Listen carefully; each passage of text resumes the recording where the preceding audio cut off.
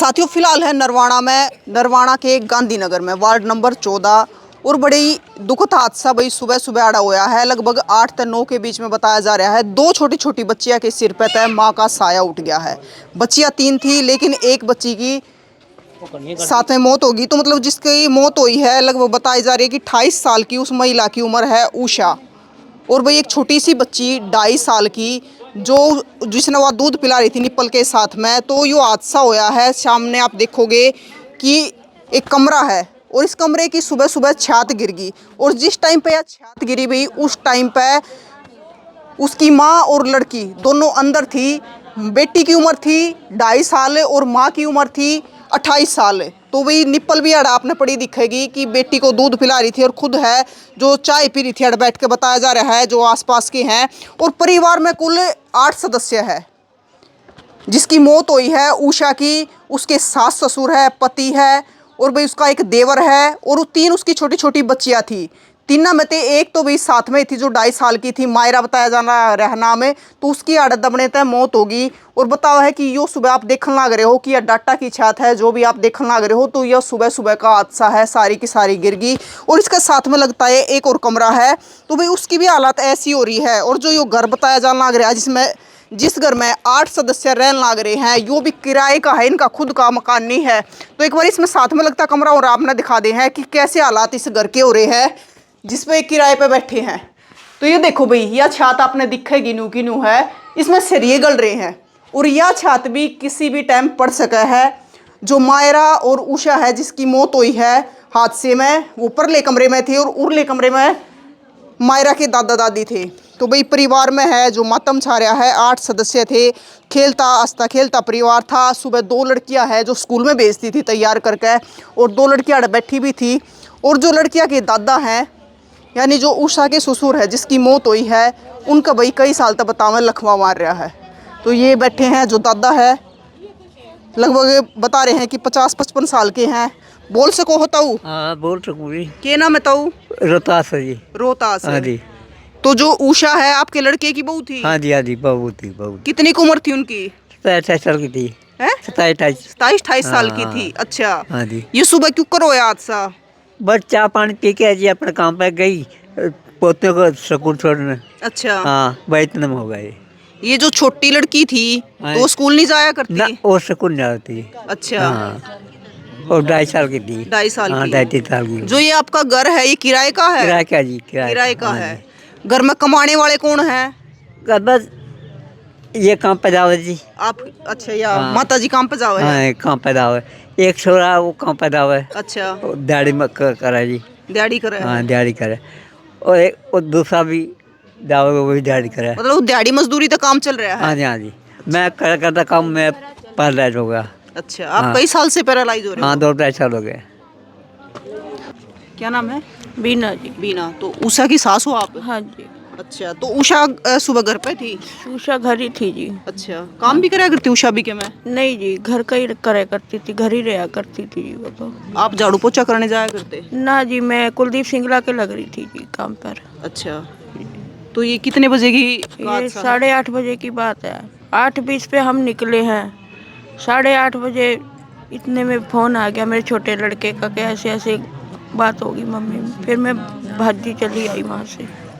आप कितने सालों से रह रहे हो यहाँ पे किराए पे? हो गए 2.5-3 साल हो गए। 2.5-3 साल से। तो किराए लेने वाला मकान मालिक है जो कभी आता नहीं यहाँ पे? आया नहीं था। वैसे तो वो आता है, गेड़ा मार जाता है। आज भी आया था जी। अच्छा। हाँ जी। जैसे मतलब आपकी ये जो मकान आप जिसमें किराए पे रह रहे हो तो इसकी तो कंडीशन वैसे ही पहले बहुत खराब है। हाँ जी पहले तो ठीक थी जी, अब हो गई है जी जब हमने लिया था। तो मतलब आप 2.5 साल से रह रहे हो? हाँ तो किराएदार ने बीच में रिपेयरिंग वगैरह नहीं करवाई? नहीं जी कुछ नहीं करवाया उसने। तो कभी आपने बोला भी कि रिपेयर करवा दो? बोला था जी, बोला था। उनके फादर थे उनसे बोला था, वो बोले भी हम करवा देंगे। फिर वो पूरे हो गए। फिर उनके बेटे थे, उनके बेटों ने फिर करा नहीं कुछ। बिल्कुल भाई फिलहाल है जो पोस्टमार्टम के लिए जा रहे हैं। जो इनकी मौत हुई है एक 2.5 साल की गुड़िया है और एक उषा है जो 28 साल की है। ये परिवार है फिलहाल अंतिम संस्कार भी नहीं होया है। क्या नाम है जी आपका? मेरा नाम रामवीर है जी। आप पड़ोस से हो? हाँ जी, नहीं मेरे रिलेटिव परिवार से हैं, ही हो। परिवार से हैं। तो ये सुबह 8 बजे का हादसा है। ये 8:30 बजे के करीब, जैसे मैं भी काम पे चला गया था साइड पे मेरी पे, तो वहाँ मेरे पास फ़ोन गया घर से कि ऐसे ऐसे हादसा हो गया। तो मैं वहाँ से सीधा हॉस्पिटल चला गया कि उनको हॉस्पिटल लेके जा रहे हैं। हॉस्पिटल गया तो वहाँ जाके देखा कि दोनों वो तो डेथ हो चुकी है उनकी। तो उसके बाद फिर मैं घर पर आया हूँ, तब ये आके देखा है कि क्या कंडीशन है, क्या हालत है। मतलब इसमें तो बचना ही मुश्किल है। मतलब किस तरीके से मलबे के नीचे उन दोनों माँ बेटियों को निकाला गया है, कैसे लोगों ने मतलब जदोजहद करके निकाला होगा। जो पंखा जैसे मुस गया है तो उसकी हालत देख के ही पता लगा जा सका है कि कितनी दर्दनाक घटना है। तो वो उनकी दोनों की जो दर्दनाक घटना हुई है, तो इसके लिए मैं तो कहूँगा कौन जिम्मेवार है?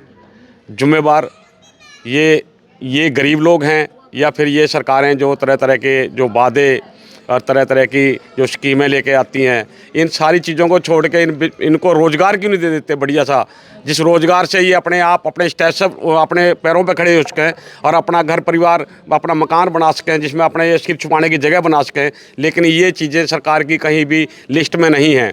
लिस्ट में सरकारों की में वो रहता है जहाँ से उनको अच्छा मतलब उनके हाथों में भी पैसा आए और लोगों तक थोड़ा बहुत चला जाए।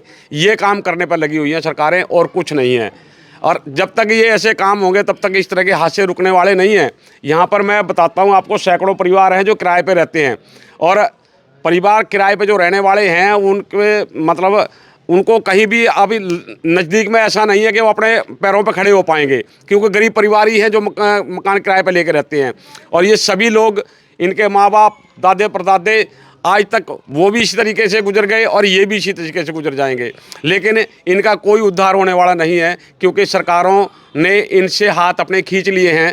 सरकारें मतलब इलेक्शन के टाइम पर तो खूब वादे करेंगे कि हम आपके लिए ये करेंगे, ये कर देंगे, लेकिन वोट लेने के बाद कोई नहीं पूछता, सिर्फ आश्वासन ही मिलते हैं। कोई एमएलए साहब आए थे, वो भी कह के गए हैं कि हम आर्थिक पूरी तरीके से मदद करेंगे, लेकिन प्रशासन के अधिकारी आए हैं, उन्होंने भी यही बोला है कि हम मदद करेंगे। और जिसका ये मकान था उन्होंने भी बोला है कि हम इनकी मतलब पूरी तरीके से मदद करेंगे। लेकिन आज मदद का सिर्फ आश्वासन मिला है, लेकिन असली तो जब हम धरातल पर उतरेंगे तभी पता लगेगा कि क्या मदद मिलेगी या नहीं मिलेगी। ये तो आने वाला समय बताएगा। अभी तो सभी दर्दनाक मतलब ताज़ी घटनाएं, इसलिए सब लोग मतलब इनको आश्वासन ही दे रहे हैं और तो कुछ नहीं है। तो जो अपने कैबिनेट मंत्री है बेदी साहब, तो वो यहाँ पे आए थे या यहाँ नहीं आए थे, वो हॉस्पिटल में ही आए थे। तो क्या आश्वासन देके गए? तो आश्वासन दे के गए हैं कि आप चिंता मत करो, हम आपकी पूरी तरीके से मदद करेंगे। देखो भाई, अगर चलो सरकार मदद कर भी दे है, लेकिन जो लॉस जान का होया है, जो 2 जाने गई है, क्या कोई उसने उल्टा लिया सका है? आप एक इस पंखे की हालत देखियो, तो जिस टाइम पे वो 22 साल की बच्ची और वो 28 साल की उषा इनकी तलत दबी होगी, तो उनकी हालात किसी हुई होंगे, कितनी दर्दनाक मौत हुई होगी। तो आप देखो ये लोहे का पंखा है, इसके भी हालात कैसे हो रहे हैं टूट कर ने। तो भाई यूँ फिर निकाल ले अड़ोसी पड़ोसिया ने। हाँ जी, ये सभी पूरे पड़ोसी जितने भी हैं वो सारे भाग के आए। एकदम धमाका सा हुआ, मतलब जैसे होता है ना जोरदार धमाका सा कुछ गिरा है, तो ये सब आए। और फिर यहाँ पर वो जो लड़का था उसने आवाज़ें भी लगाई हैं कि भाजपा यो मकान गिर गया है। तो इस तरीके से सभी लोगों ने आके जब देखा है तो बहुत बड़ी मुश्किल से जद्दोजहद करके उनको निकाल पाए हैं। तो जिस टाइम पर वो निकाले उनकी कंडीशन कैसी थी? मैं मौके पर तो नहीं था, लेकिन जिन लोगों ने निकाली है उन्होंने बताया कि वो जो महिलाएं हैं वो तो उनकी ऐसे यहाँ गर्दन पे ये बीम लगा है और वो ऐसे की ऐसी रह गई, और लड़की उनकी गोद में ऐसे थी, और लड़की के पेट में यहाँ सरिया घुसने की वजह से वो तो ऑन द स्पॉट उसी वक्त ही ख़त्म होगी। क्योंकि उसका तो यहीं खून बह रहा था, उसके सरिये ने इतना उसका चीर दिया था पेट। तो मतलब कंडीशन उस टाइम पे ऐसी थी कि दोनों माँ बेटी यहीं पे खत्म हो गई? बिल्कुल जी, बिल्कुल यहीं ख़त्म हो चुकी थी। और जो 2 छोटी और बेटियां हैं उषा की, तो वो कितनी उम्र की है? वो एक लड़की तो 7 साल की है, एक 5 साल की है।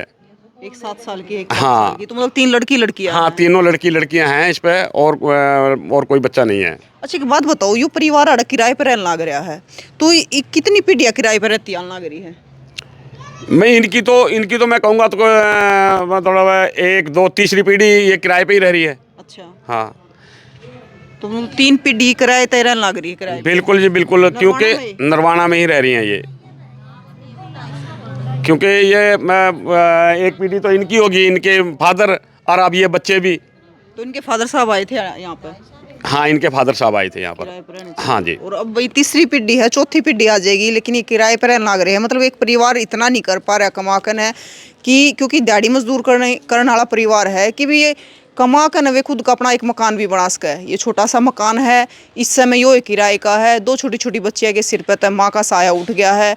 तो भाई परिवार में है जो दुख का माहौल आप देखने भी लग रहे हो, छोटी छोटी लड़कियां हैं। तो अगर आप भी आर्थिक सहायता किसी प्रकार की इस परिवार की कर सको तो ज़रूर करियो। और भाई हम अधिकारियों तभी गुजारिश करेंगे कि भाई इस परिवार तो जो भी मुआवजा हो तो ज़रूर दियो। तो तस्वीरें आप देखने लग रहे हो नरवाना तक।